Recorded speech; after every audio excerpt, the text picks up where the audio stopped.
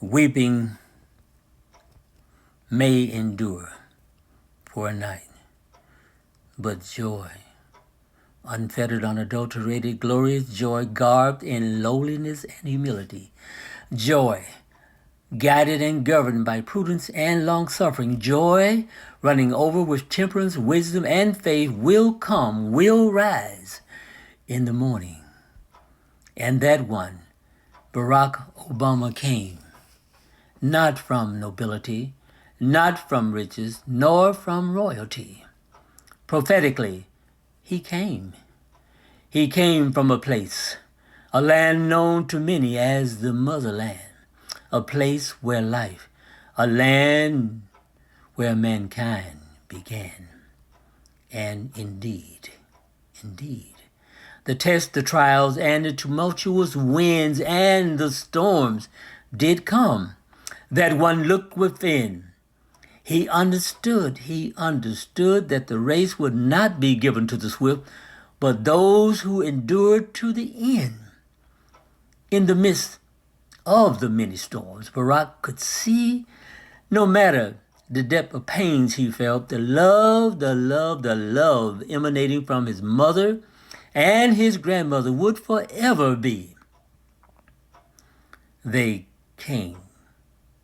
The day came. A time when preparation had run its course. A time when each beat of Barack's heart dug deeper into the ills of mankind. And so it was and it would be in the deepest recesses of his mind, in the abyss of all abysses. He carefully wrapped and packed his doubts, his fears, and threw them within. Barack, like that full-bodied black bee that does not know it can't fly, flies. And within him, at that very, very moment in time, the mantra began. Yes, I can. Yes, we can. With compassion as his shield, hope as his helmet, and faith as his sword, the announcement, the first step was made, because those that have, the powerful, the few, the elite, knew not of his garment, his armor. They passed him by. A wise man will hear and will increase learning, and he that diligently seeketh good procureth favor. And so Barack made another step, and another, and others. Through clouds of doubts, he stepped. Through non-recognition, he stepped. Through a host of unwarranted and unfounded character attacks, he stepped.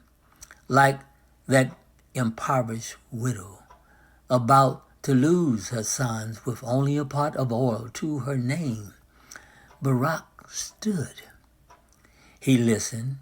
He heard the voice. He obeyed.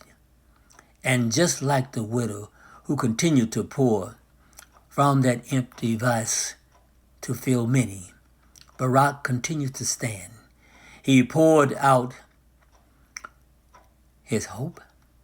He poured out his wisdom. He poured out his faith. He poured out his soul like the waters of the great falls, the oil, the money began to flow. All of humanity, like a beautiful bouquet of flowers, red, yellow, brown, black, and white, began to look soberly within and say to themselves, yes, yes, yes, I can, yes, we can. And on that night of decision, they came. By the thousands they came, the people came, red, yellow, brown, black, and white. They came, young, old, rich, and poor. They came with unabated anticipation. As the world did, they peacefully stood. They watched and they waited and waited. The announcement finally came. Unrestrained jubilation resounded.